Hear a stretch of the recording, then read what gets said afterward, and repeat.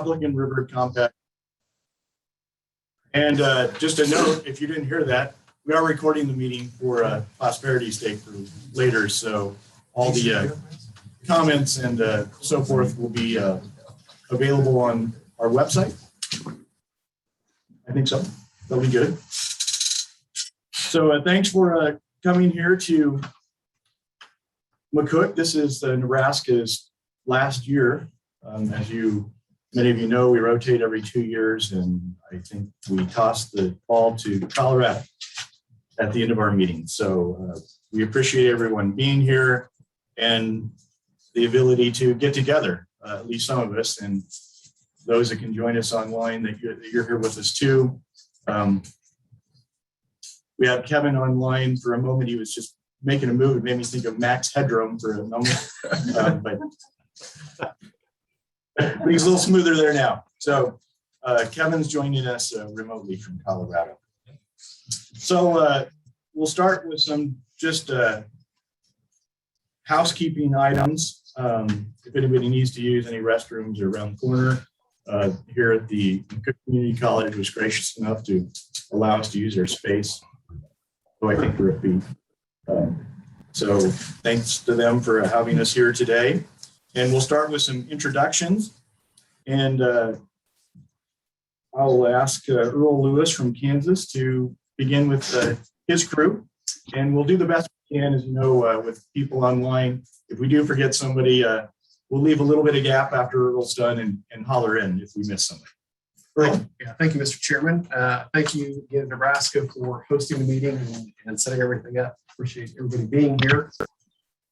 I am Earl Lewis. I'm the Chief Engineer and Director of the Kansas Board of Agriculture's Division of Water Resources and serve as Compact Commissioner. With me today is Chris Badel, who's our Water Management Services Program Manager, and Chelsea Erickson, who works on this with us on the Republican River Compact. Online is Lane Letourneau, who's our Water Appropriations Program Manager, Sam Perkins, and Hong Ching Kao, who are both with Department of Agriculture, Division of Water Resources. Connie Owen, who's the Director of the Kansas Water Office, and Katie Goff, who also works at that same office. Chris Wired is online. He's with the Kansas Attorney General's Office, and Steve Adams with Department of Wildlife and Parks. If I've missed anybody, maybe they don't get to say anything now. Okay, so that's who I saw was online, and I guess we'll see if there's anybody else that shows up. All right. Well, thank you, Earl, and welcome.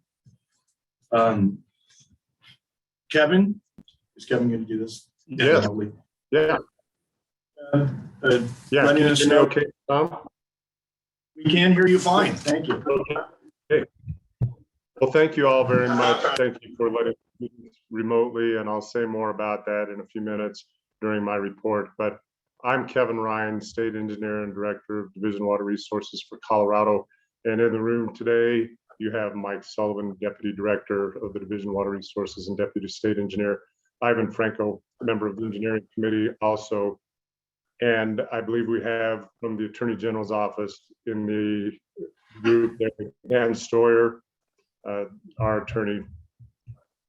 I believe we have other participants from Colorado, perhaps in the audience or online, that may be introducing themselves at some point. But I believe that's it from the state, Mike, unless you see anyone else in the audience that I'm missing.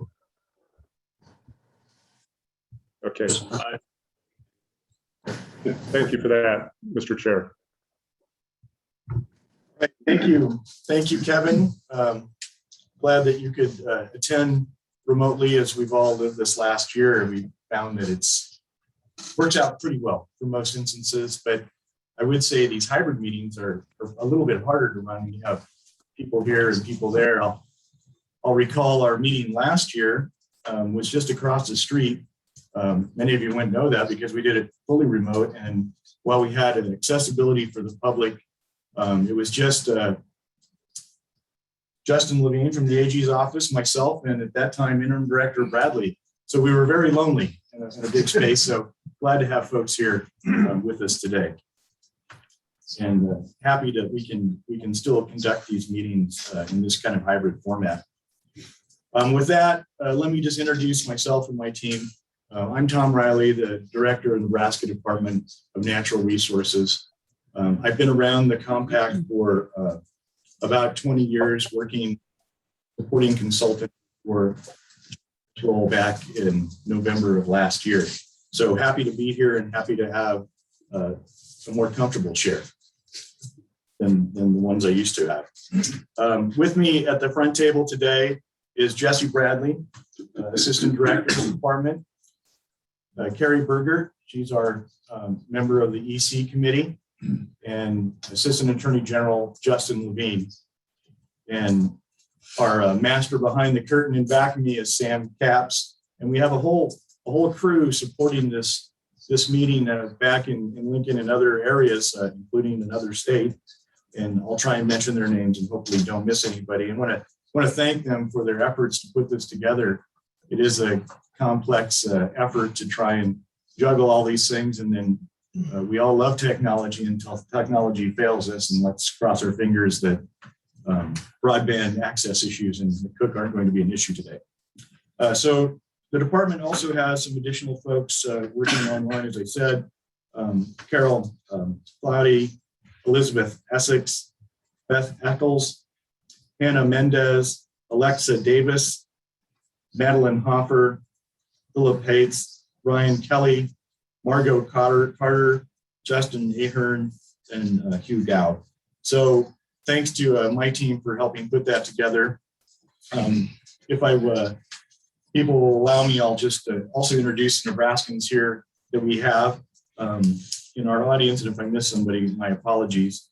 Let me start with maybe a notation for this. And if somebody can break this record, please let me know. But with us today is outside counsel for the state of Nebraska, Mr. Don Blankenau, who claims that this is his 31st consecutive year in attendance. So that's nearly half of the RRCA meetings. So congratulations to you, Don, for that standing record. And if somebody else can take him on that, please let me know. I don't want to have him get a big head for this current streak.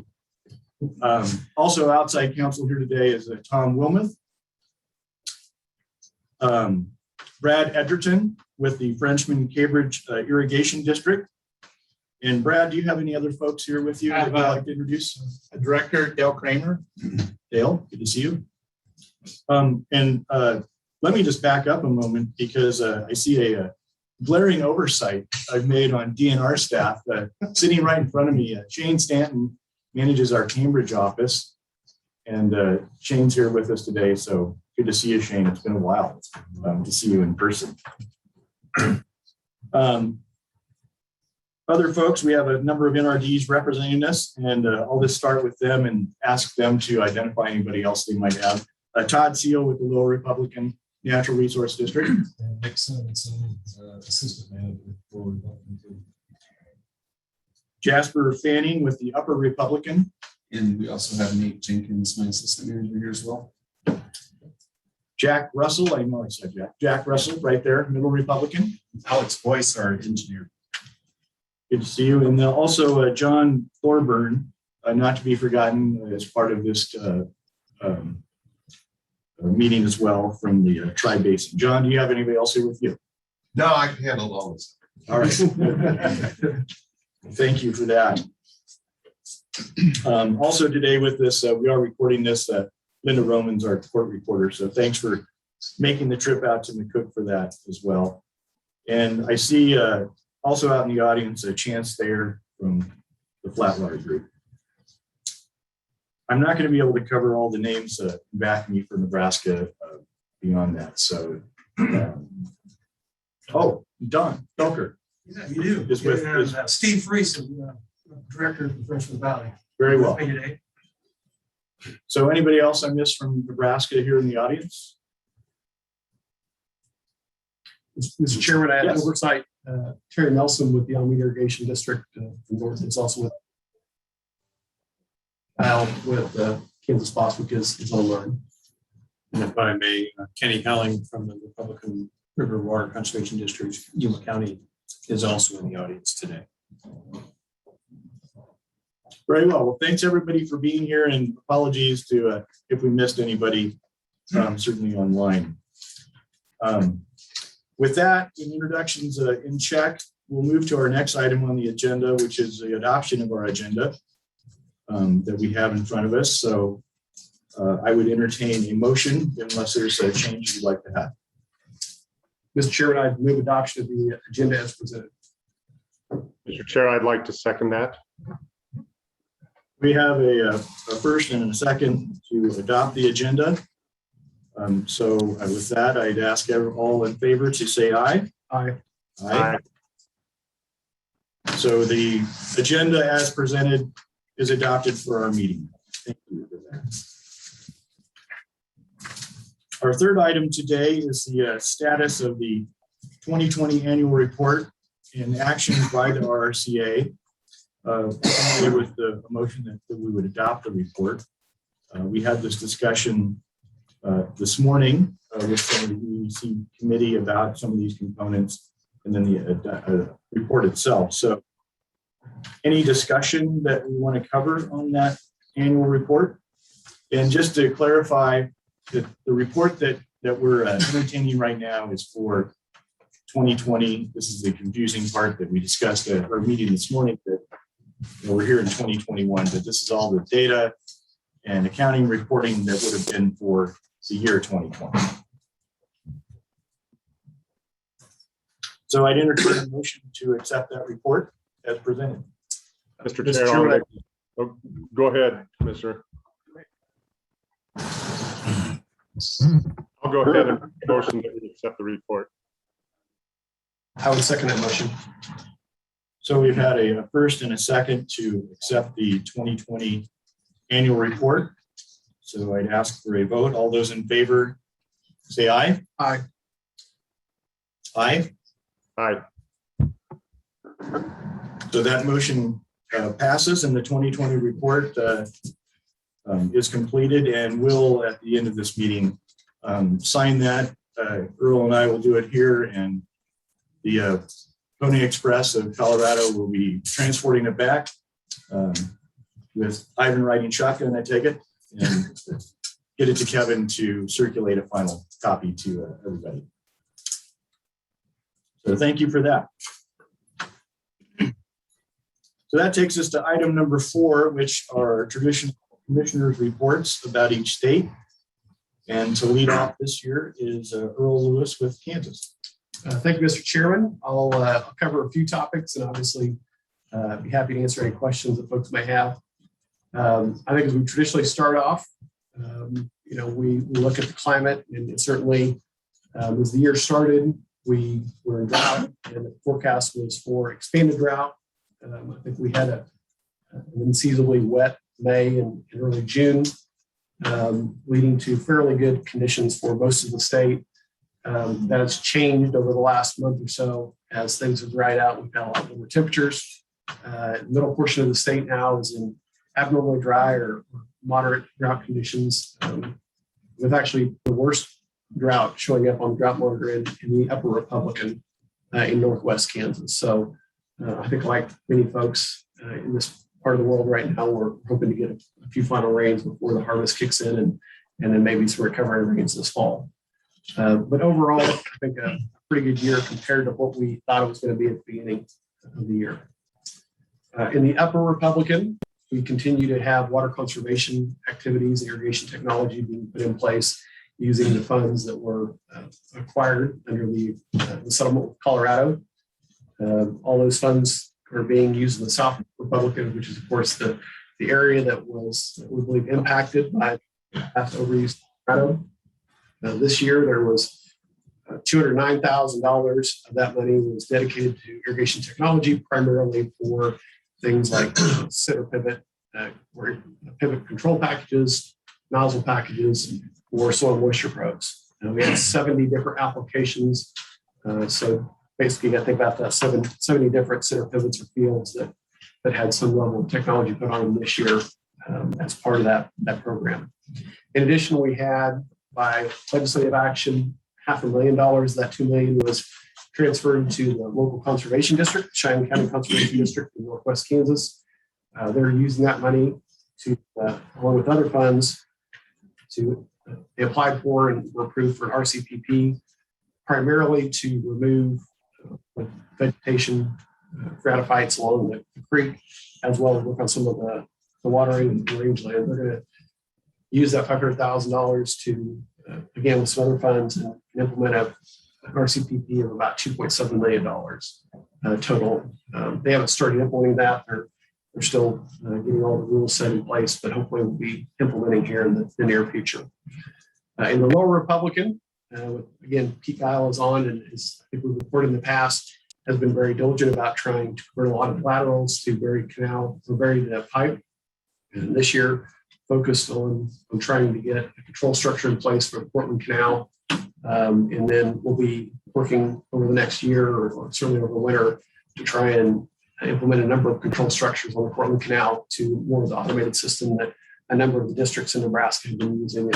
And I think with anything, there's some bugs to work out, but I think we're pleased overall. But again, there's still some work to do on getting that system fully in place. Legislature this year was reasonably quiet for water issues. We had one water bill that passed related to our multi-year flex counts, or our MIFAs, primarily a technical correction. The period that you could use to calculate your water use going into a MIFA was set in statute, and there were some additional water rights, particularly in the central portion of the state, that were approved or had at least part of their water use history was after that statutory period, and so we needed to change that period so those folks could get access to that tool as well. Mostly a technical correction that certainly gives an option for a number of additional users in the central part of our state to use that tool. That was the only substantive bill. I think we talked in some of our coordination meetings about the legislature having this year a water committee on the House side, looking at a number of things, but they spent the majority of the session and all the different water entities at the state level, whether that's different agencies or division agencies, and trying to understand what those different functions were in the state, how they were funded, who they reported to. And last week they had a meeting in Garden City, and so learned a lot about what's going on in that part of the world in the Ogallala. And I think now we're going to go back and try to take all that knowledge, and we'll see what they come up with in this next session. Our legislature works on a 2-year cycle.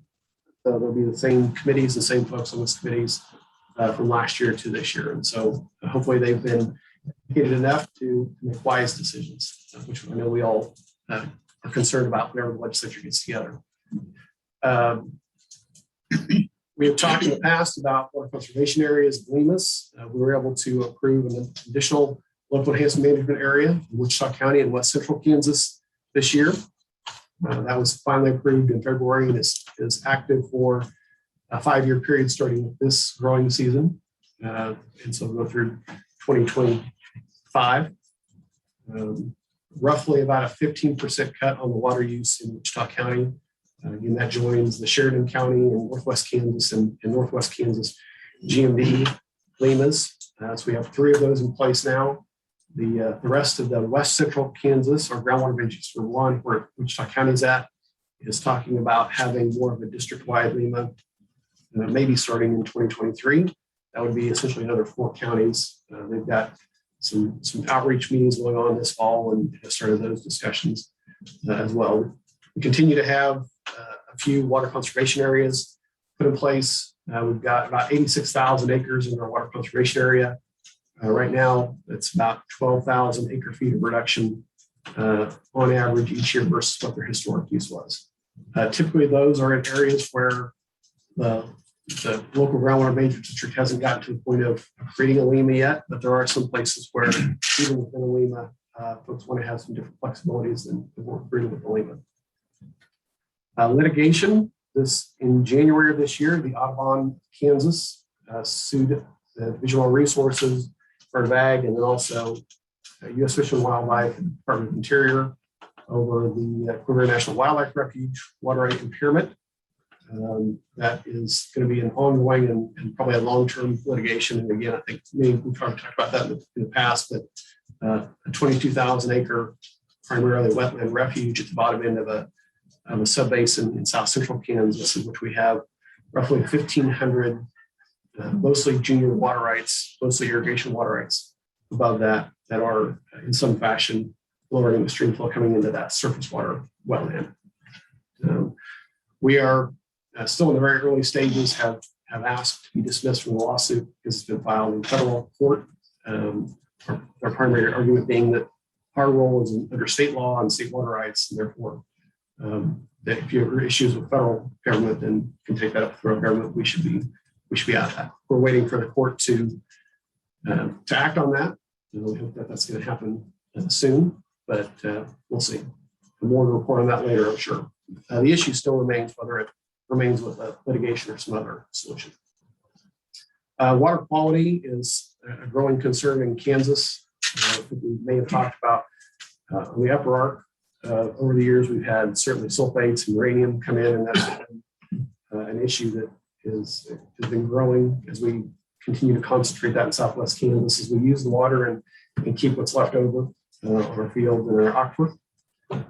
And so that got some legislative attention here over the last couple of years. We've been doing some work on quantifying that issue and making sure we understand it. Department of Health and Environment is also looking at other areas where we might have the same type of geologic situation in Kansas, and one of those is in the Upper Republican around the Oberlin area. And so they're just now starting to collect data primarily from domestic wells. They have an opportunity for domestic well users to get their well sampled for free. And of course, the KDHE gets the data for that, as does, of course, the well owner. They're just now starting that process, so we hopefully have some more information and data to share on what that means for our folks in the Upper Republican or the water crossing the line down the line. Flooding continues to be a concern. Obviously, it wasn't so much this year, but I think the 2019 flood, I know Nebraska, we work on that. On Missouri, that's driven some interest in other parts of our state. Again, I know that's been driven some interest in other parts of your states as well. There's continued to be planning work going on. And again, I think we'll get more action here in the future. Two other things that are of interest, but not necessarily in the basin, maybe are Wichita for storage and recovery project. And some changes the city of Wichita wants to make that's creating some concern among the local groundwater management district and agricultural interests there locally that surround the well field. This has been going on for a number of years. This particular request for change for about the last 3 years. It's in an extended hearing process. We hope to, Connie Owen she had been the hearing officer before she took over the role of the director of the water office. So she continues in that role. She's promised me a Christmas gift of recommendation on what to do with that. So I'm not sure if that's a good Christmas present or not. I guess we'll wait and see.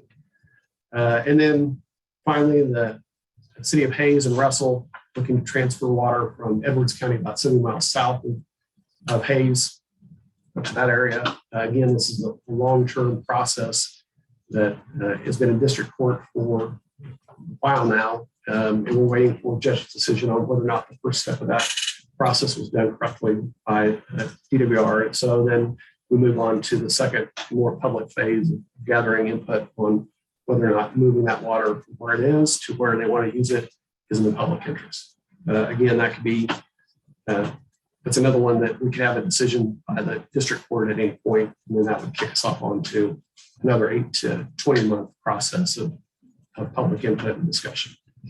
I think that's all I have to report today. I appreciate the opportunity to kind of give you an update of what's going on in Kansas, and we'll be happy to answer any questions or if anybody has anything we missed, I'd certainly welcome that as well. All right, thank you, Earl. Kevin, anybody from your team have some questions for Mr. Lewis? I don't have any chairs for Commissioner Lewis. Neither do I. So thank you. Thank you, Earl, for that report. And Colorado, Kevin, if you wouldn't mind giving your update. Thank you, Mr. Chair. And let me just ask you, if somebody give me the sign if I'm not coming through clearly. Often we'll have problems and people are too polite, but flag me down, stop me if there's a bad connection. I want to thank, we're good? Okay. I want to thank you all again for allowing me to participate in a remote way.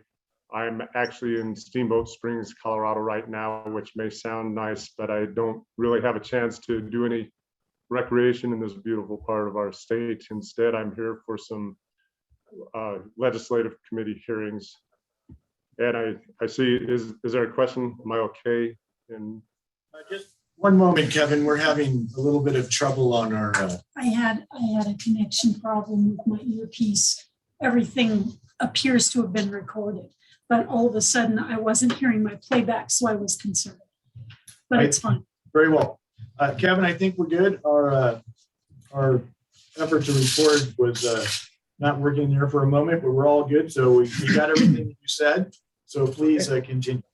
thank you. And I'll continue. My time here in Steamboat was very necessary. Commissioner Lewis, you mentioned the Special Water Committee in your legislature, and we have a Standing Water Resources Review Committee that meets every year. And I need to be here to testify and provide information on some other items around the state that I'll mention. So we were in a little bit of a bind, and people that could stand in for me were not available. And I really appreciate, especially Nebraska, you all accommodating me and allowing me to do this. It's not lost on me that it creates extra work, and it's also not lost on me that I would have really liked to have been in Nebraska to see you all in person. Having said that, I want to also thank Mike Sullivan and Ivan Franco for their work on all the compact issues during the year, especially Ivan. It's a lot of work. Touch quickly on drought conditions around the state. I had a chance to talk to folks in a workshop about a week ago about drought conditions in Colorado. And most notably, I think this year, more than a lot of other years, it's very temporal and it's very location specific. We have areas that experience good conditions earlier in the spring, late spring, early summer, and those conditions have gotten worse. And we have other areas that are now starting to see some good precipitation that they did not have before. And I'll pause. It looks like maybe there's still a little bit of a problem, Mr. Chair. For some reason, and I don't know what's going on. This has never happened before, but I want to take this down and restart it. If I might, it'll take a second or two. That's fine. So Kevin, we need to pause just for a moment so our recorder can reset her equipment. So if everyone could stand by, we'll let you know when we're ready to go again. Thank you. No problem. I apologize.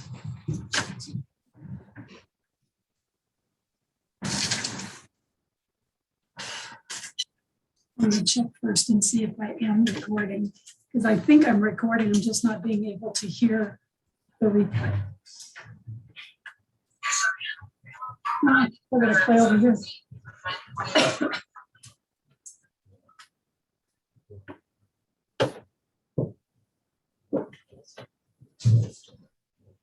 And Linda, we have the backup of the Zoom recording as well. Thank you, Elizabeth. I appreciate that. Well, the good news is it is a recording. It's just not playing back for me the way it usually does. So I don't quite know what's going on. I'm going to restart. Very well. Hang on one second. And I'll restart and see if that solves the problem.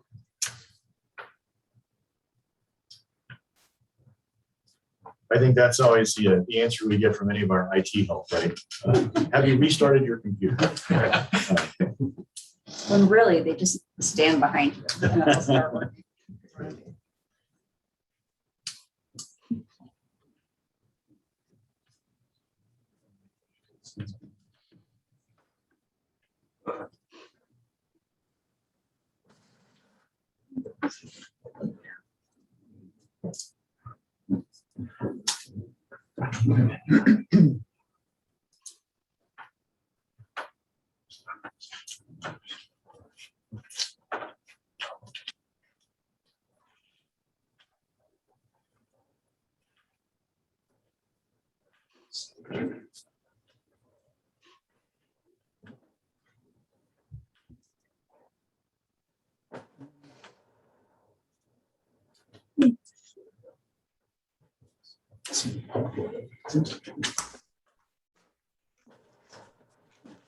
It's back, at least for the time being.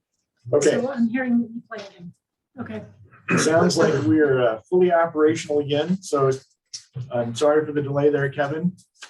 You'd like to pick up where you were. No, I appreciate it. And it allows me to be a little more emphatic about my point that I really appreciate Nebraska and the work you all are going through to allow me to do this remotely. Again, it's not lost on me that that's one more variable for people to deal with one of these meetings. So thank you very much. I was talking about drought, and my real point is that, yes, we have significant drought.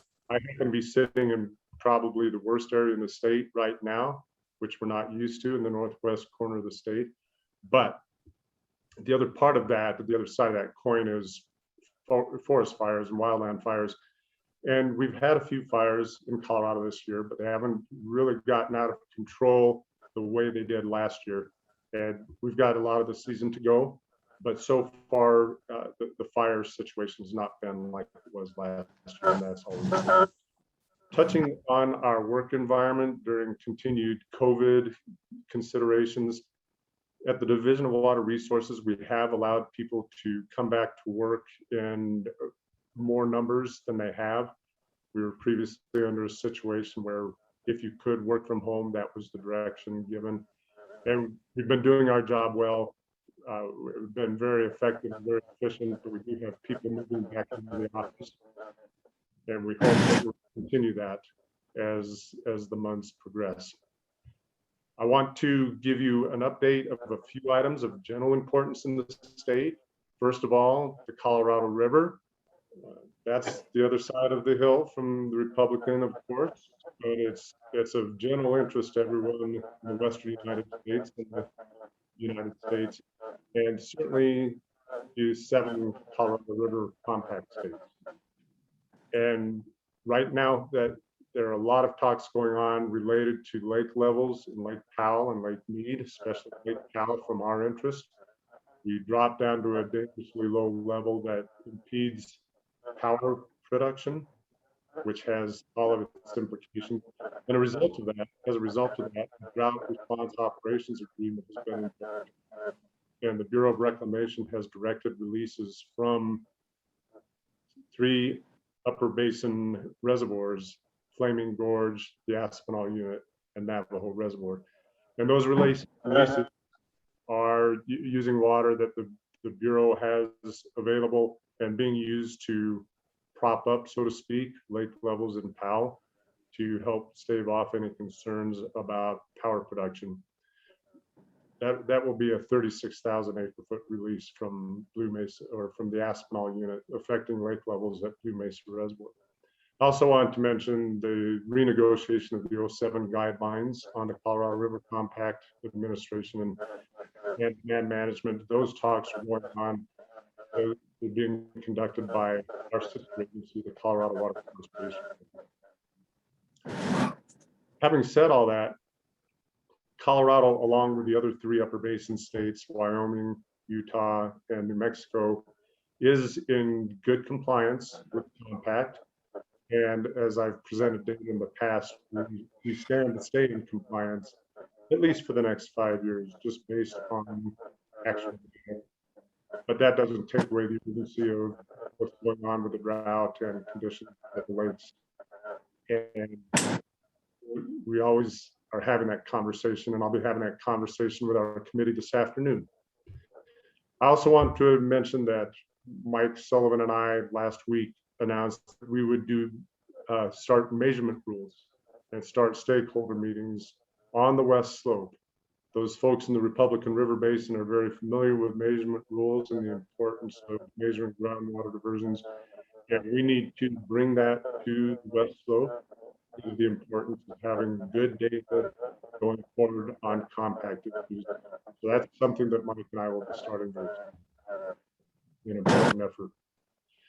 In the Rio Grande, I update you often about the status of our groundwater rules in the Rio Grande. We have 7 sub-districts. They're generally in their their annual replacement plan. In effective, we had one sub-district whose plan was denied, but that's under appeal. So we have all of our wells able to pump right now, and we want that other sub-district to be able to get in better compliance with the plan. They also work continued efforts on sustainability in the Rio Grande Basin. And the other item of general interest, Senate Bill 48. That was 2020 legislation in Colorado that called for a work group to explore our anti-speculation law and to explore the possibility that that law needs to be strengthened. I was part of that work group, and I co-chaired that with someone from the Attorney General's office, Scott Steinbrecher, that many of you know. We delivered that report to our Water Resources Review Committee. It's a very lengthy report. If you want to go to Colorado's Department of Natural Resources website, you can download it and take a look at it. It's 66 pages of very dense information. On the Republican River, just a couple comments. The conservation and retirement efforts continue with the Republican River Water Conservation District. I believe you'll be getting more detailed information, perhaps in public comment. I don't want to take a lot of your time right now, but the board, the district and the board continue to work on incentives toward conservation, specifically in the South Florida. And a lot of that also goes toward the retirement of acres pursuant to the 2016 resolution three states have. And I think you all know I'm talking about the 10,000 acres that need to be retired by 2024 and another 15,000 acres by 2029. All I can say is that I really appreciate and admire the work that the district is doing. Those when they work on one conservation or retirement of acres that really impacts the other. And so they're working on both right now. And the Division of Water Resources has been available to them to help them understand what different actions, what different incentives, how that's affected by and is helped by administration and our approval efforts. So we've been trying to be a resource for them in that. The last item I'll mention related to the Republican River is our rulemaking, our compact administration rules. I've updated you before. Those were submitted with the Water Court on January 11th, 2019. And those rules are really there to help with equitable treatment just for all the water users, including surface water in the Republican River related to compact compliance. At this point, we settled with all the objectors. We have, except one, we have one objector left, and we have a motion before the court that we need a finding from the court on. And depending on the outcome of that, we may be going to trial in January, but we feel the rules are in a good place, and we're just hopeful we can bring that to some conclusion here in the coming months. Jared, if there are any questions, I'd be happy to. All right, thank you, Commissioner Ryan. Any questions? Yeah. Commissioner Lewis. Yeah, Mr. Chairman, thank you, Commissioner Ryan. Just going back to the retirement of acres in the Republic, can you be a little more specific about where you're at in meeting the 10,000 acre goal and what your prognosis is on whether or not you're going to be able to meet that deadline? Thank you, Commissioner Lewis. Just a couple comments on that. And I may need to be corrected, but I think approximately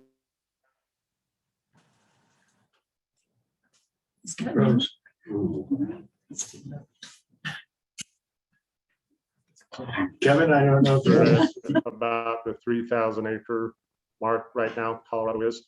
And I have to emphasize, and I think my screen froze up for a minute. Are y'all still hearing me? Yeah, okay. We are now. You did freeze up for about 30 seconds. Okay, it allows me once again to emphasize the work that the district is doing, and let me be a little more specific. I know that they're developing incentives to retire more acres through CREP and EQIP, and And the importance of that is not lost on the district, nor is it on Mike Sullivan or I, because of the importance of the resolution. We look at the resolution, we see that is pretty straightforward, pretty black and white, that Colorado needs to retire that 10,000 acres. That was extended, of course, a couple years to 2024, and then the other 15,000 by 2029. I'll just point out a specific item that in April, I sent a letter to the Republican River Water Conservation District Board that I believe they distributed to their water users, but it really went through the sequence of, first of all, the details of that in the resolution and identifying the 10,000, 25,000 acres, and those are goals that need to be met, and that the circumstances are not good if we're not meeting those. So I think that's why the district has put so much importance on that. I need to just add a footnote that we recognize in Colorado that there is a provision that says if Colorado will not meet those retirement goals, that we're able to produce other means to reduce consumptive use. However, I think we all fully understand, well, I know we all fully understand that is not a clear objective like the 10,000 or the 25,000 acres. That would require new processes, new initiatives, quantifications, more discussion with Kansas and Nebraska. So while we realize that's there, and it's not something that we're going to stop talking about, we know it's not as straightforward as the reduction of acres. Does that answer your question, Lewis? It did, and I say thank you for that answer. And I also want to thank the district for the work that they're doing to retire those acres. The last thing I would say on this, and then I'll let it go. I think we all recognize the difficulty that we all went through to get to the point of having that resolution, and I think all of us would rather not get back into that situation. And so, certainly we would be happy to try and work with you however we can, but we encourage you to stay the course and meet that goal so that we don't end up back in a situation of more discussion or more conflict. We certainly don't want that any more than anybody else does. But thank you for your work, and thanks to the district for what they're doing.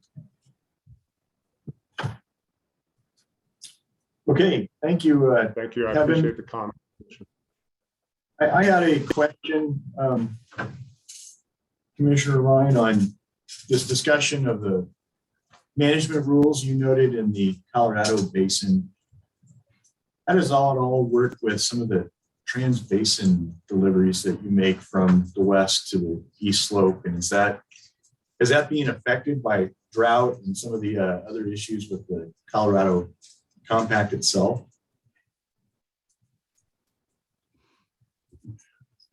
Boy, Mr. Chair, I just wish I had about 30 minutes to answer that question. It's such an important question. But aside from, obviously, I think your point is aside from Republican rules, what are the status of rules or administration related to trans-basin diversions from our west slope to the east slope?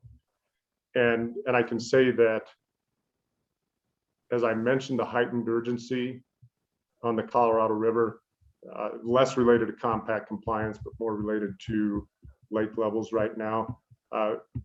We are very much aware of many variables related to compact administration in Colorado, on the Colorado River. And, trans-basin diversions will be one of the questions, but we do have a guiding principle, as you know. I'm stating the obvious. This has to do with priority of appropriation. And, that's often a starting point. We look at priority, but if we were to do rulemaking, we would need to consider, or we would need to allow for other considerations that have to do with things within the west slope basins, because we have trans-basin diversions within those west slope basins themselves, and certainly more to the point, to the Front Range. And so I think I just took a long-winded route of saying that we don't have an answer to that yet. What would happen to the trans-basin diversions, other than right now we have priority of appropriation that we've got in administration. Well, thanks for that, Commissioner. I know it's a complicated topic, and maybe just a follow-up on the Front Range. I had the occasion to drive from Cheyenne south earlier in the summer, and I hadn't made that trip in about a decade. And the Front Range, I know you've noted before the amount of folks that are coming in on a monthly basis, and I was stunned, really. The development, you used to drive down I-25 and not much going on the east side of I-25, and there were homes and developments everywhere. So I'm curious, are you still seeing the influx of population coming into the Front Range on a monthly basis that you mentioned in the last couple of years at least? And how do you score that up? Thank you, Mr. Chair. And yes, of course, you've noted it, and we've noted it in Colorado, that influx and the growth along the Front Range.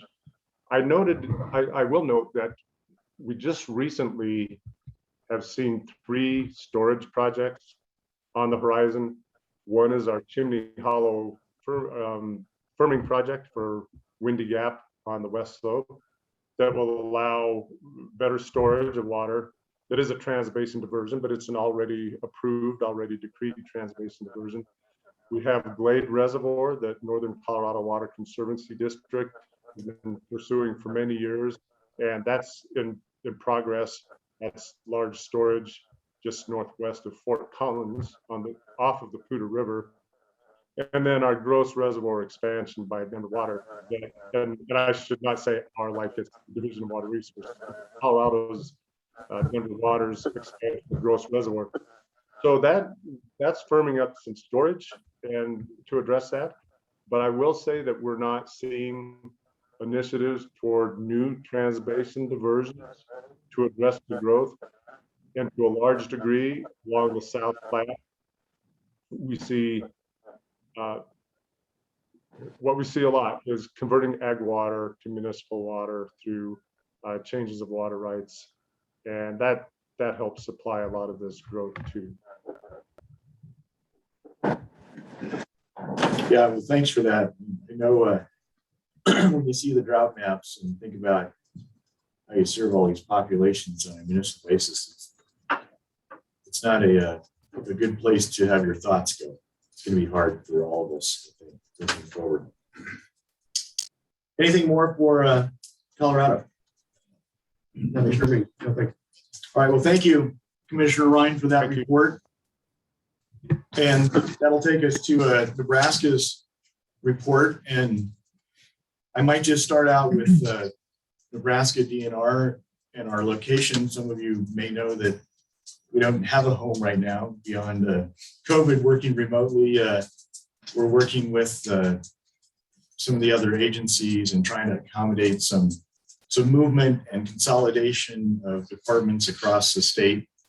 And with that, we have relocated ourselves on a temporary basis into the basement of the state office building and remain largely a remote staff for our Lincoln group. And that's been a real tough road to hoe with some of our staff. They've done a great job. As I think, Kevin, you might have mentioned our work efforts and quality of work efficiency has been really good. And it's great to know that we can do these things in a remote sense. But I do and am concerned about, worry about the innovation and the ability for people to get together like we are here today. I'm sure that Earl and I already had a conversation that we wouldn't have had otherwise. And it allows you to think and innovate to solve problems that you otherwise don't get to do when you're on a remote basis and working apart. So this is a concern that I have for our department and really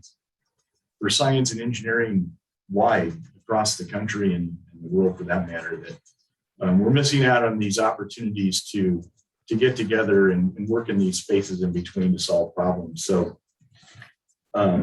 certainly in the water area, we always need to continue to push the limit on efficiencies and these type of things. So hopefully those innovations aren't lost on us moving forward, but it is a concern. So we hope to move into a new space sometime early next year in 2021. We'll be co-located with a couple of our sister agencies, Department of Ag and Department of Energy and Environment, and the Department of Economic Development. So it'll be a good mix along with our commodity board group. So it'll be a nice space to go to, and it'll be good, hopefully at that time, to have everybody back together and the ability to work together. In Nebraska, certainly Commissioner Lewis mentioned this, it's less than 24 months, so we weren't worried about these drought maps. We were worried about how to get rid of all the water we had in the state, and had some wide-ranging damage and impacts from flooding in 2019. We still continue to work to recover from that. Earl mentioned that Kansas and Nebraska, Iowa, and Missouri are working collaboratively on the Missouri River to find solutions moving forward to any kind of future flooding and having resiliency from that. So much further removed from 2 years ago, we now have the news that the Missouri River, which if you've seen the drought maps, very, very dry upstream, is going to go into some of their lowest release phases on the book. So we're going to have a release on the Missouri River starting this fall that may impact water supply users for intakes, power plants and the like. So it's really been a rapid change from worrying about flooding to going to drought. And overall, Nebraska, we're not nearly in the baddest shape as when you look to the west. And it's frightening to look at the drought maps every week and the large amount of deep red zones that you see in most of the western states. So we have been more fortunate, although certainly in the last few months in areas in the basin, for example, we know from kind of Cambridge West, it's a lot drier. And kind of the two faces of this basin that we all often see in Nebraska, that we can have better precip and rains on the eastern side and certainly drier on the western side. So we continue to deal with that. Statewide, we do have some zones where drought is setting in and stressing the system. We're in an allocation year now on the Platte River system. So that was unexpected. In the spring, we wouldn't have thought we were going to be there. And it wasn't a couple months later when we flipped over to that. So I sense these changes are happening more rapidly, and that's concerning for our ability to forecast, for producers to know what they're going to do the next year when the next year changes so quickly. So these are things that we need to continue to work on in our department, and our staff is working diligently for drought planning. And we're starting that process here in the basin and other parts of the states where we're working with producers, NRDs, irrigation districts to try and facilitate a better way to manage our way through drought.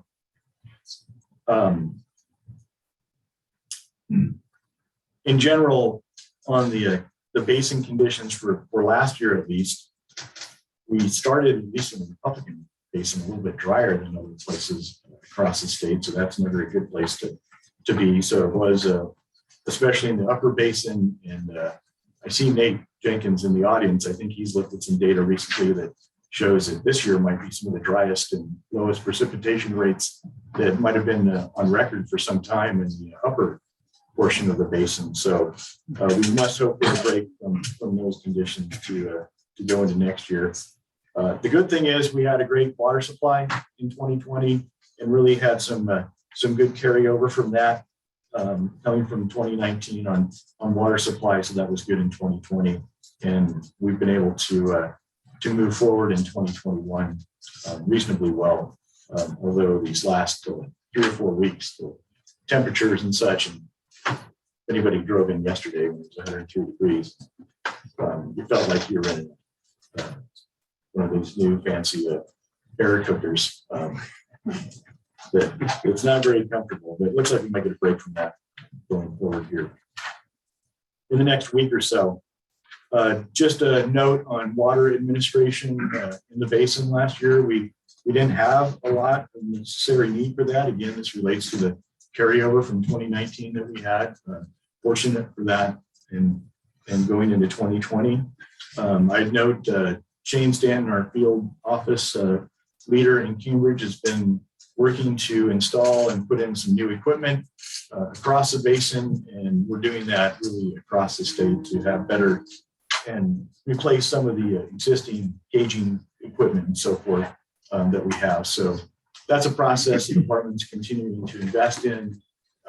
It's very important to collect information. We need the data to make decisions. And as we all know, Commissioner Lewis and Ryan, I think there's been less data that we've had availability to have over the last 20, 30 years, and it makes it harder to make decisions. So with some of the new technologies coming on board and the ability to collect information on a much less expensive basis, I know I'm looking forward to having more information and being able to deploy more gauging stations and stage recorders, these type of things to help make decisions, just not for water supply, but in flooding and those kind of things. The department continues to work with the natural resource districts in developing some of our integrative management plans. We're in the 5th generation that we're just finishing up right now. Those go into effect in late September 27th. So that's been a good experience, and this continued participation and work with the NRDs and the department really helps set the stage for things like drought planning and water management. Just a few other notes in terms of some of the water investments that are going on inside the Republican River Basin. We appreciate all the efforts that our irrigation districts and NRDs and producers go to continue to push the edge on technology and water management. Just a couple of projects I might note that direct related to the Colorado settlement dollars on some of the active projects. Freeman, Cambridge has some canal automation and water smart money. And I might note just in general in the basin, and this I think is true of Kansas as well, really appreciate the Bureau's water smart dollars. We've been able to leverage a lot of those dollars and put them against other funding mechanisms, and has allowed the districts and NRDs to do some really innovative work that otherwise would have been a big lift to make without those kind of resources. So that's been good to have. Nebraska Bostwick is working on some headgate automation and working with the Kansas Bostwick on some of those things. So it's really good to see that level of management going on. We have some additional projects that are being developed and that we're working on with Frenchman Valley Irrigation District and some additional work with Nebraska Bostwick Irrigation District on doing these efficiency improvement projects that we have. So our thanks to those irrigation districts and those efforts. Also, the NRDs continue some of their investment, and we thank them for that. Our water cash fund dollars have been available for retirements. And those kind of dollars have also been leveraged against the water smart grants who, as I read it, it seems like there's going to be more availability of that kind of federal dollars to leverage against going forward. So hopefully we all have a chance to do that. Upper Republicans doing these retirements along with the lower Republican, middle has some great projects going on. So again, we thank them for those efforts. Middle Republican in particular is developing some meter installations and using those in some of the areas where they've seen declines, and particularly these quick response areas where we know that we need to act and can act more timely for those kind of things. A quick note, because I'm sure Commissioner Lewis will ask this question, so I'll try and head him off at the pass. The Platte Republican Diversion Project, that's a project that is an investment by Lower Republican and Tri-Basin, along with some partners in the Platte River to move water from the Platte River to the Republican. We're in the process of going through some administrative hearings. We just had one a few months ago that deals with the objectors and their standings. So in the process of reviewing that right now, and don't have a lot more to say about it other than that. I'd be happy to answer any questions when I finish, if there might be. Again, I think that you might see some coming from Commissioner Lewis. Some other funding mechanisms we have in Nebraska that's been very useful to this basin come from the Water Sustainability Fund. That's a fund that the legislature created and the Natural Resource Commission manages. Applications for those dollars needed to be in just this past month, and we received 17 applications for that. We have about $13 million available and $36 million in requests. So we continue to see some really innovative and interesting requests for all these funding. But as I'm sure happens in your own states, the dollars available aren't necessarily matching the need. So hopefully some of the other investments that we might see on infrastructure bill and those kind of things could help move us along on those items themselves. One quick note about the Sustainability Fund and its impact to the basin. Since its inception, there's been close to $7 million that we've been able to bring into the basin, and hopefully there'll be more opportunities to do that going forward. With that, I didn't have any additional information to report from Nebraska, and would entertain any questions that Commissioner Ryan or Lewis might have. Well, Mr. Chairman, I appreciate you thinking of me and trying to anticipate my thoughts and interest. You're right exactly that we remain concerned about what that project will look like, and want to make sure that we're protecting our resources, especially in Milford Lake. And so we're continuing to be interested in that, and we'll look forward to future updates on what the process is. I do want to take the opportunity to agree with you on the Bureau of Reclamation Water Smart Grant dollars and the availability of those to work with in-state dollars to implement water conservation projects. I think that's been a really good tool for Kansas, as well as also acknowledge the cross-state cooperation of the Boston district to bring those projects to bear together rather than trying to compete. So I think I'll stop there. I appreciate the update and the opportunity to join in. Thank you, Commissioner Lewis. Kevin, did you have any comments or questions? Thank you, Mr. Chair. I don't have any comments or questions for you today. Okay, well, thanks for that. And just echoing on that, I think there's going to be a lot more opportunities, and for all these folks, NRDs and irrigation districts, think outside the box on some of the funding. And I don't know, Craig Scott with Bureau's here with us. Some of the latest funding discussions I've heard from the Bureau, it seems like the doors opening for maybe some other connectivity, whether it's just not water efficiency, but kind of combining that with other environmental needs and those kind of things. So I think we don't want to leave the opportunities of connecting some of those components together to leverage those dollars anywhere on the table.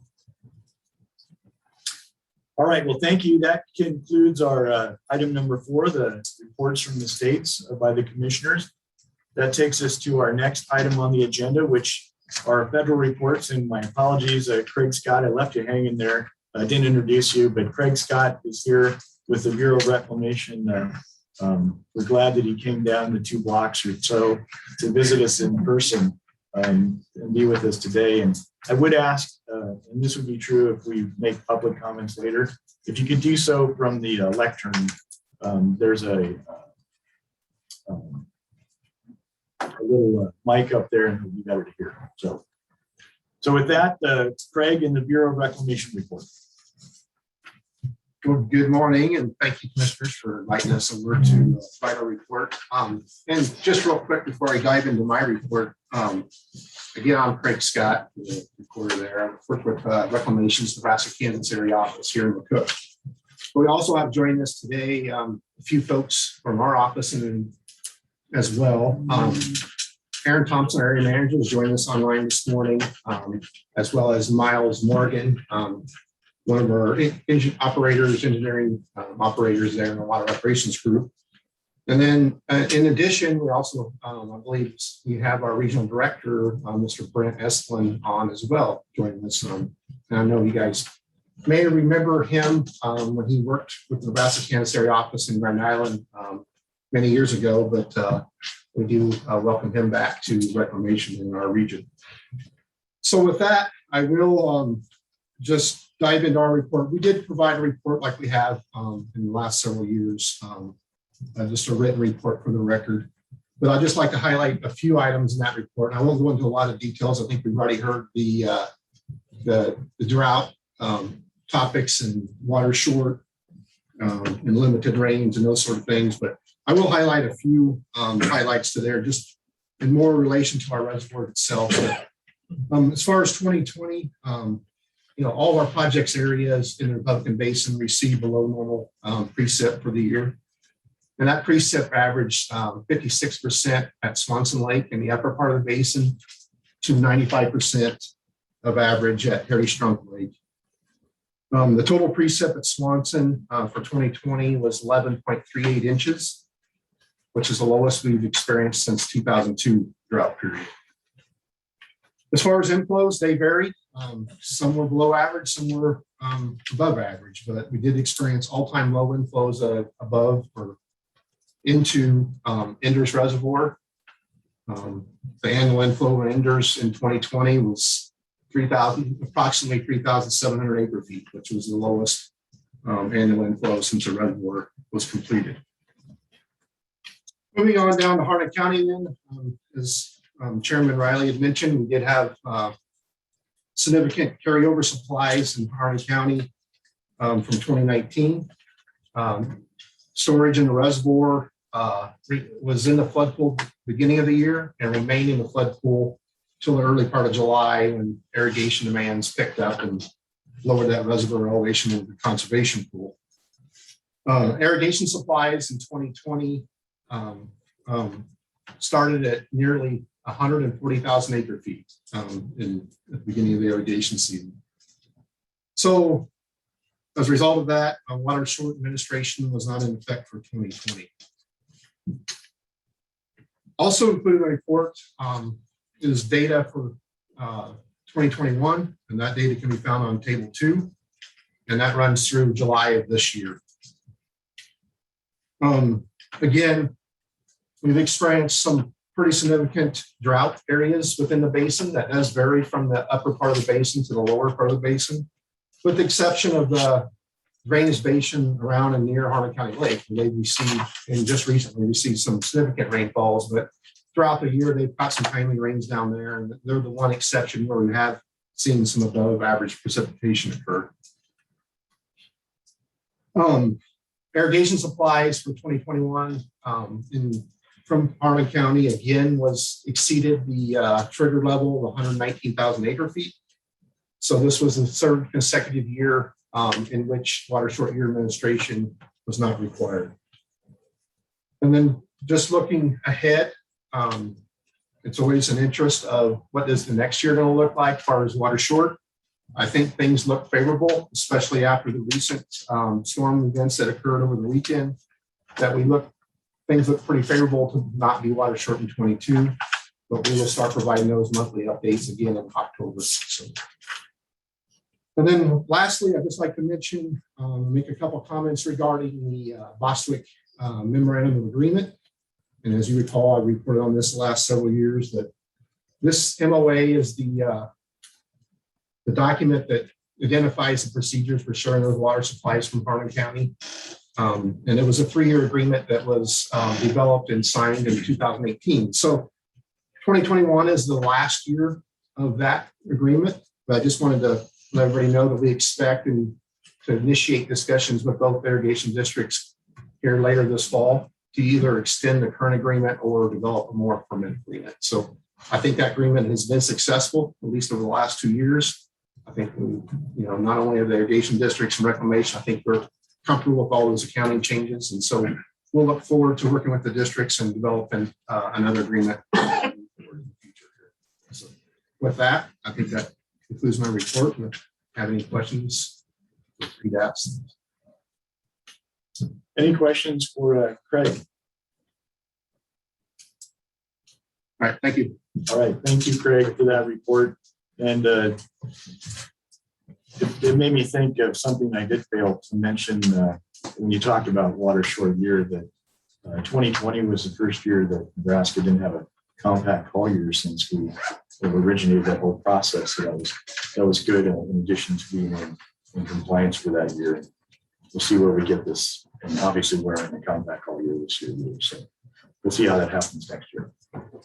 So thanks for that, Craig. Next on our list is the Army Corps of Engineers report. And I'm anticipating that they're not here. Are they here? No, they're not here. Anybody remember the last time? I think in Burlington, one of our meetings in Burlington about a decade ago. Maybe. I don't know.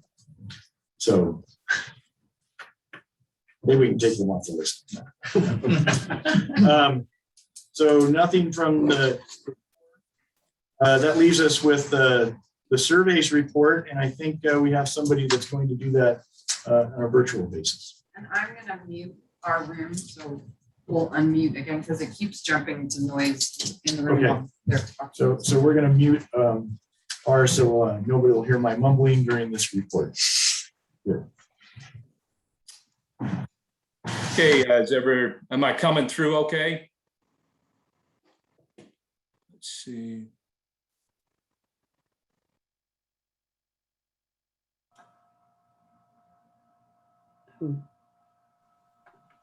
I think you're muted. Okay, now you're good. I'm hearing you. I'm good. Can you hear me now? I can hear you. Yeah, yes. We're good. Okay, for the record, I'm John Miller with the U.S. Geological Survey out of our North Platte office. I'd like to thank the commissioners for this opportunity to present the work the USGS has done this past year in the Republican Basin. I got quite a few notes, so I'll go relatively quickly, but last year, as you all know, was a really exciting year. And as far as flows go in the Western Republican Basin in Nebraska, specifically the event there at the end of July. So I'm going to throw out some really interesting statistics and some of the work that we did do over that flood event. I'm just going to start with the highest upstream sites and just kind of work my way to Binkelman. The Arickaree River, that was the highest discharge measurement in 60 years. It was the highest peak in nearly 40 years. The annual mean trend, however, there was a little blip, of course, because of that event, but continues to slightly decline. I guess I should pause real quick. I would like to thank Elizabeth Essex from the Nebraska Department of Natural Resources in the help of distributing our water summary, the data report that hopefully is provided to everybody there. Moving to the state line gauge, the North Fork state line gauge. It was the highest physical discharge measurement that has been made there in 60 years. That was the highest peak in nearly 40 years. And all of these sites, I'm not going to get into them specifically, but most of these sites are 70 and 80 years of record. So that rain event was tremendously significant. The overall mean flows at the North Fork gauge definitely have came up in the last half dozen years or so, and they're approaching within 6 CFS of the running mean for the period of record. Moving to the Buffalo Creek gauge near Hagler, that broke all records. That event that went through there, that was the highest discharge measurement ever made. And it was our peak of record, both gauge height and discharge.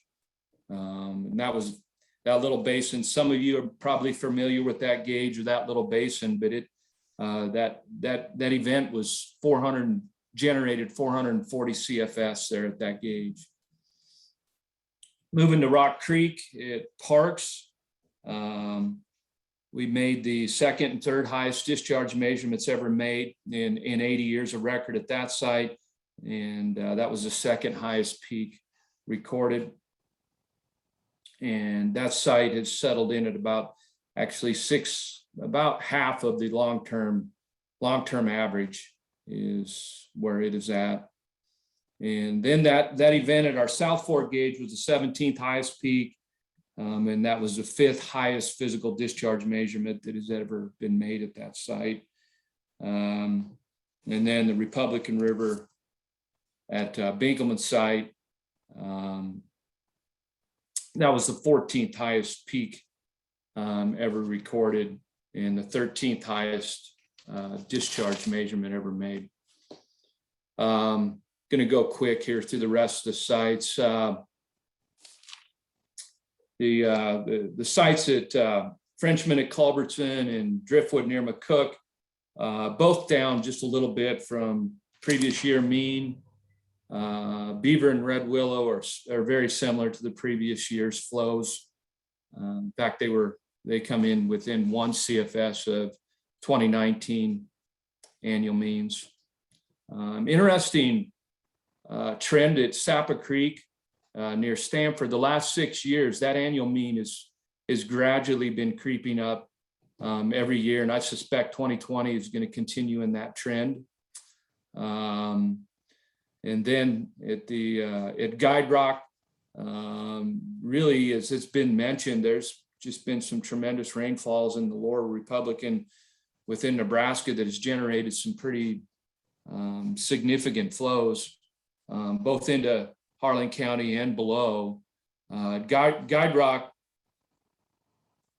these last 2 years has been over double the long-term average mean.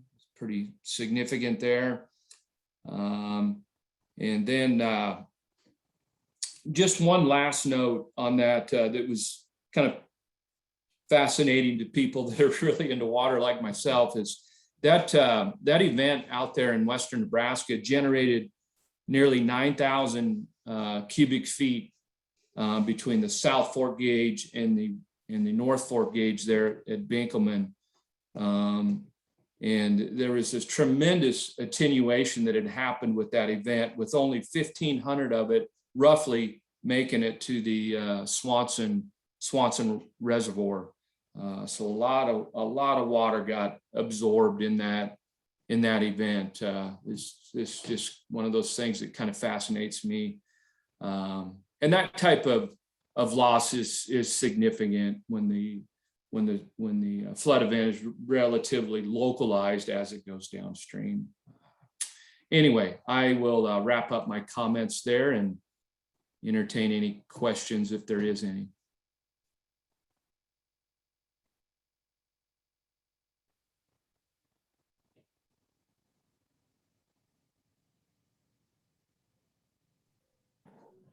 Okay, thank you. Thank you, John, for that report. And yeah, I remember looking at some of those statistics after those events myself, and pretty stunning where they hit. And I think this was said earlier, we continue to see these more localized events, and as long as they're not damaging, it's good to see, but it's also hard to plan for. Any questions for the survey and John? All right, seeing none, thank you very much for that. Concludes our federal reports, and now we're to the committee reports. Hearing committee. So Carrie, would you lead us through there, please? Thank you, Chairman. I think I have a lot of thank yous to start off with. Thank you to the 2 other engineering committee representatives, Ivan Franco and Chris Beal with Colorado and Kansas and their teams. And Commissioner Riley mentioned a lot of people from DNR, Nebraska DNR, and thank you for all their work on compact issues. Thank you to our NRD partners and all their data collection and work on compact compliance. And the irrigation districts, our field office staff, all the data provided by the Bureau and the USGS goes into all of these reports as well. I'm sure basically everybody has probably provided some input on this report, so thank you. Okay, so the engineering committee met 6 times since last annual meeting, and over that past year, we have completed the following assignments. We held quarterly meetings, exchanged information listed in the accounting procedures and reporting requirements, finalized the 2020 accounting, continued to work on developing a recommendation for the flood flow provisions of the RRCA accounting procedures to bring them in conformance with the intent of the FSS, continue work on documenting historical changes to the RRCA accounting procedures, provide updates on the progress of new and ongoing management strategies for maintaining compact compliance, continue development and maintenance of the RRCA administrative website that serves as our informational page for the public, continue work and provide updates on improving accounting tools, prepare the 2020 RRCA annual meeting report, and make a recommendation on a course of action for dealing with the 2019 PRISM data correction. So the full details of our progress for the year are summarized in our report. And we have included an attachment 1, which has our full quarterly meeting minutes. And we also have an attachment 3. We had 2 additional meetings, and that summaries of those and correspondence related to flood flows are included as attachment 3 to our report. So I'll move on to our items for discussion for the commissioners. Discussion and action. The first is that we recommend that our proposed 2020 accounting presented in attachment 2 of our report and a spreadsheet titled the RRCA Accounting 2020 Final for approval by the RRCA. Upon approval of the accounting, the spreadsheet will be placed on our public website. And that 2020 accounting incorporates our proposed course of action for dealing with the 2019 PRISM data correction. Second, and I skipped it, but a huge thank you to Principia Mathematica and Dr. Willem Schroeder for his work for the engineering committee and the RRCA. And we would like guidance on contract or retention of Principia Mathematica. Our 5-year contracts expire at the end of this year. And we're looking for guidance from the commissioners on modeling and data tests to be assigned to Principia Mathematica for the next year. We're recommending that Principia Mathematica continue to maintain the web-based accounting tool and perform periodic model and accounting updates at the same level of service as this past year. We're recommending discussion on the status of the document summarizing historical changes to the RRCA accounting procedures that we have prepared, and that's attachment 4 to our report. Fifth, we have continued to maintain the RRCA website. Thank you to Chelsea Erickson for that, and the rest of the subcommittee, the website subcommittee. And we request any additional comment that the commissioners have on that website. And lastly, discussion on the recommended assignments that I'll read off, and agreement on our final set of assignments for the next year.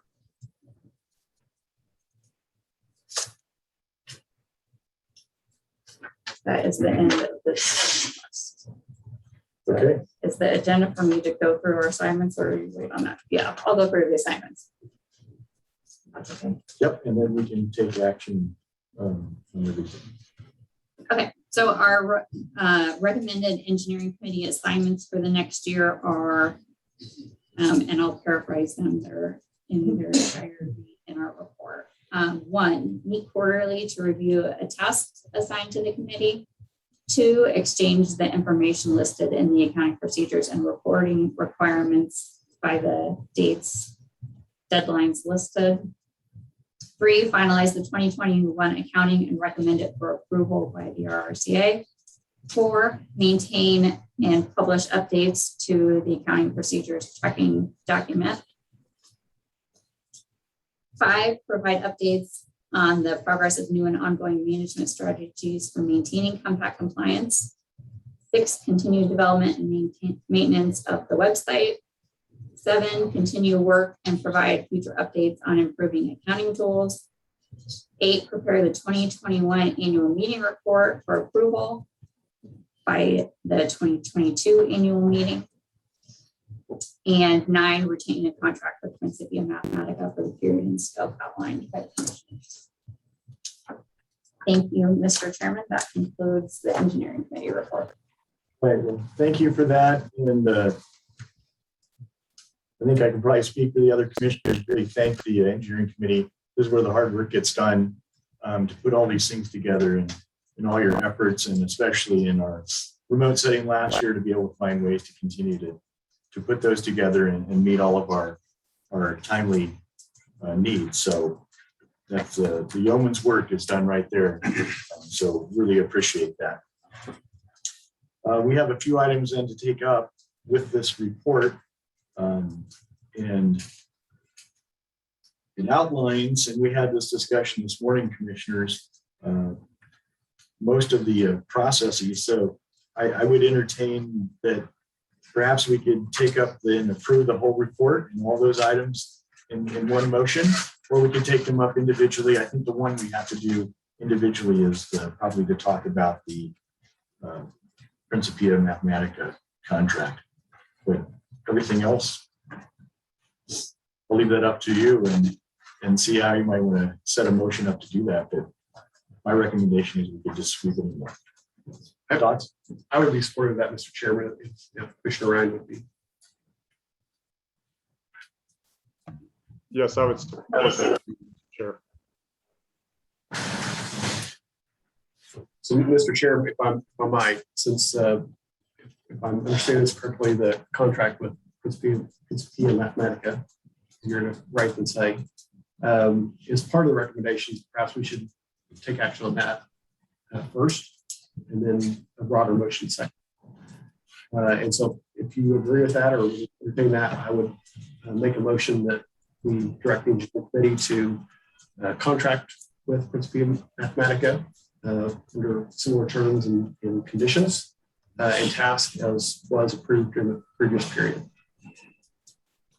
I'll second the motion. Right, so what we have is a motion before us that would direct the EC to essentially continue status quo with what tasks were done with Principia Mathematica in the past. It's been first and seconded. And the idea then that, well, once we do that, then we can in MOS approve the entire report. So let's take this first one up, and I ask everyone in favor? Aye. Aye. Aye. So that motion carries to direct the committee to contract with Dr. Schroeder. Thank you. So that leaves us with accepting the rest of the report. And thank you, Commissioner. That was a good idea to flip those around and do those in that order. So I'd entertain a motion to do so. Mr. Chair, based on our conversation this morning and the delivery of the report, I make a motion that we accept the report. I would second that motion. Any discussion?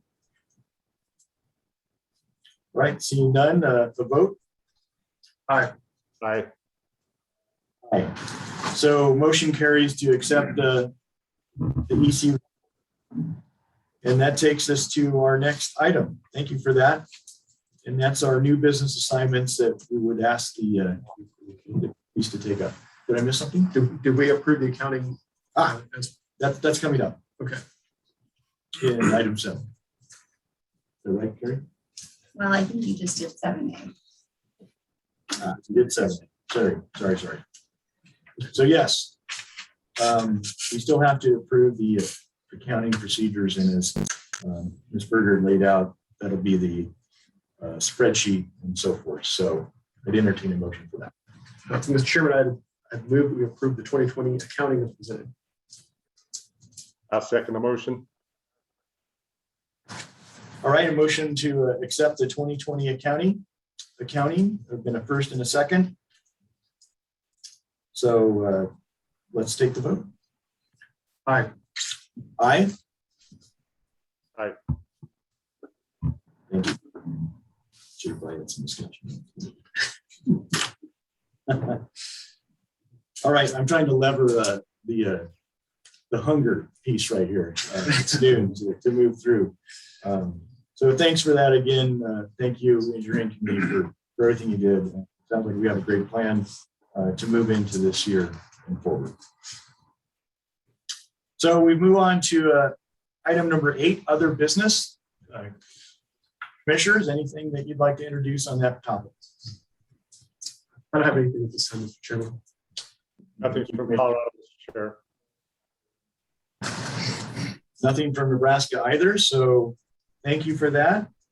Item 8. And then at this time, traditionally, we've always taken remarks from the public. If anybody's interested, you're willing to come up to the lectern and make any comments. And Sam, I guess if we have anybody online, we'll do that following up after anyone here in the audience. So would anybody like to make a comment? And if you don't mind stating your name and who you represent. Thank you. Yes, good morning, and thank you, Mr. Chair, for this opportunity. My name is Kenny Helling. I'm the Yuma County, Colorado rep that sits on the Republican Water Conservation District. And so I would like to touch on a couple items this morning. And the one is that kind of addresses Mr. Lewis's concern and question about the retirement of the 25,000 acres in the South Fork focus zone. And so the district had their quarterly meeting last week, and we've initiated a resolution to increase the opportunity for people to retire acres in that zone. And with that, we've increased our use fee within the basin to try to help achieve those obligations that we are held to in the 2016 resolution. So, Mr. Lewis, we've been working very hard and diligently to try to get irrigators to participate. But at the end of the day, you know, they're private landowners and it's their choice. So I feel the district's made a very good faith effort to try to achieve that. The other thing I'd like to touch on is I've worked Republican as well, and we've put together a coalition over there that involves local entities as well as Bureau of Reclamation, Colorado Parks and Wildlife. We've been able to capture some grant money to work on a plan to try to establish a new channel through Bonnie Reservoir. And I would like to ask Kansas to be a partner, you know, in this project. We feel that we see real value in trying to establish flow through Bonnie Reservoir. So I would like to hope that the state of Kansas will also see real value in trying to clean that mess up, establish a good channel through Bonnie Reservoir. So with that, if anyone has any questions, I'll do my best to answer. If I could, Mr. Chairman, first, I want to thank you for your comments, your remarks, and certainly understand the difficult situation you're at. And certainly we face that in a number of cases in Kansas as well, when you're essentially dealing with a voluntary program and trying to achieve a goal and encourage people to see the benefits of those activities and the fact that you are raising fees and taxing yourself to make that happen, I think is important. I want to thank you for your leadership in doing that. That's no easy task for you all to do as well. And so certainly I don't want you taking my comments earlier that disparaging to the efforts you all have been taking. It's certainly not what I intended, but just trying to make sure we understand that we encourage you to continue the work you're doing and try and meet that mark. So I appreciate what you're doing. Thank you. Questions? Kevin, do you have any questions or comments? No, I don't. Very well. Thank you. Thank you. Anyone else here in our live audience? All right, seeing none. Sam, if folks maybe could let you know via a chat if they're interested in commenting online, please do that. We'd be happy to hear from you.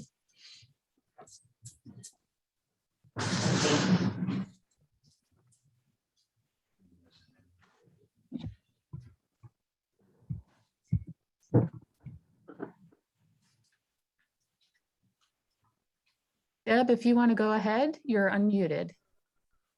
Great, thank you so much. My name is Deb Daniel. I am the general manager of the Republican River Water Conservation District in Colorado.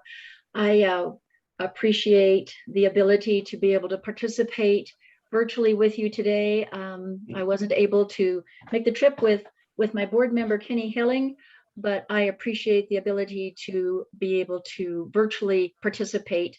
So thank you very much, Nebraska, for allowing that. Just want to echo a few of the things that Mr. Helling spoke about. We are working very hard in the South Fork focus zone, working with producers in that area. One of the things that we're coming up against is, especially this year, the higher commodity prices. You know, we're grateful that our producers were able to benefit from the higher rates for corn and wheat this year, especially in the early part of the year. But that did slow down any interest in the conservation programs. We are, as Kenny talked about, the board did have a very important meeting last week and approved increasing the payments significantly in that area, coming up with a couple of different ideas on how to get acres retired.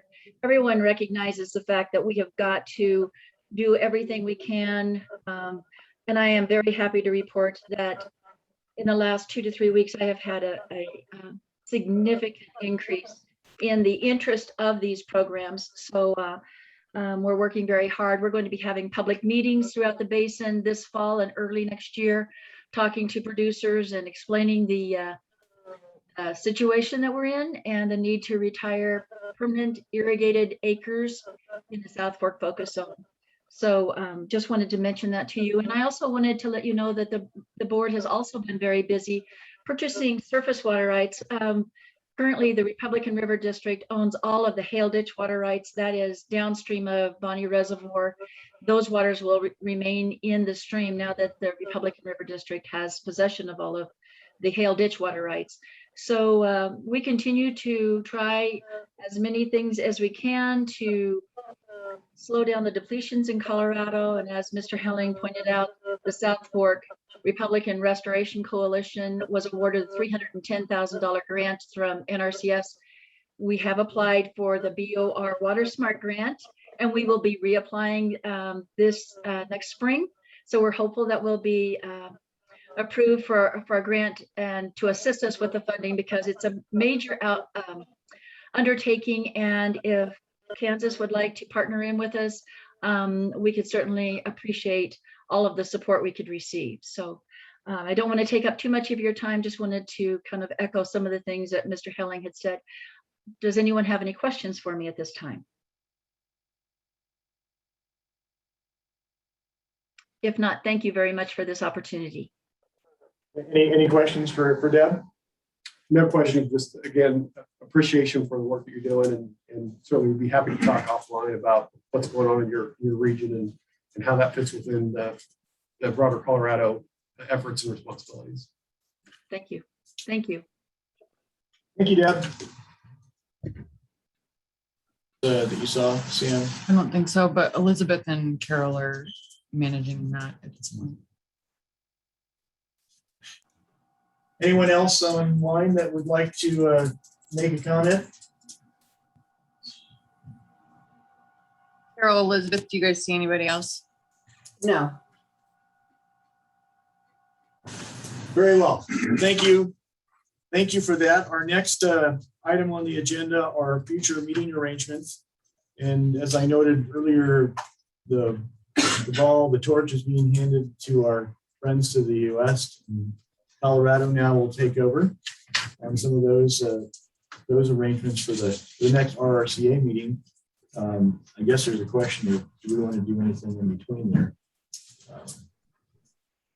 We've been meeting on some partially regular basis. I don't have anything in particular on mind, but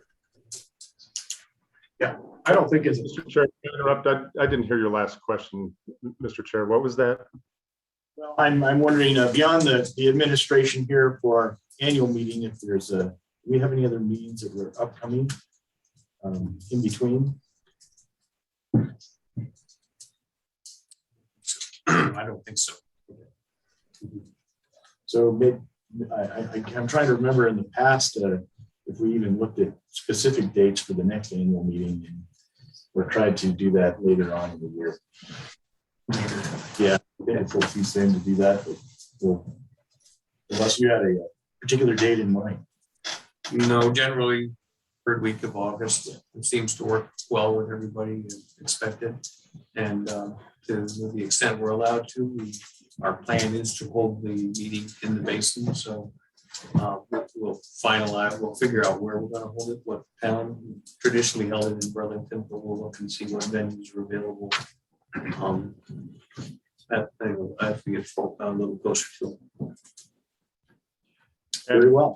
Chair, if I could add to that, one consideration we have in Colorado is that we typically have this conflict with this conference that I'm at right now, and the conference in and of itself is not important enough for us to make changes, but we often have legislative activities that maybe we're more obligated to. So as Colorado looks at it, and we may consider whether we slide that date 1 week or the other, but we would certainly be as far ahead of the curve as we can in talking to Kansas and Nebraska about that. Okay, well, we look forward to setting that for next year. That takes us to our last item then, which is adjournment. But prior to doing that, I really want to again thank all the Nebraska DNR team for helping to set up this meeting and having it in a fashion that we could meet together if possible and still be virtual, and allow Kevin to participate as well. So thanks to my team for that. Appreciate that. Any other comments, Commissioner Lewis? Again, just thanks to your team for getting this together and appreciate everybody's work. I would take a motion we adjourn. I second. All right. Any further discussion? Seeing none, the vote. Aye. Aye. Aye. Very well. That concludes our meeting of the Republican River Administration, which we believe to be 61st time at 12:15. Thanks everybody for coming today. Appreciate that. Thank you, Kevin. Glad to be back, y'all. See you. See you. You need a hard copy of the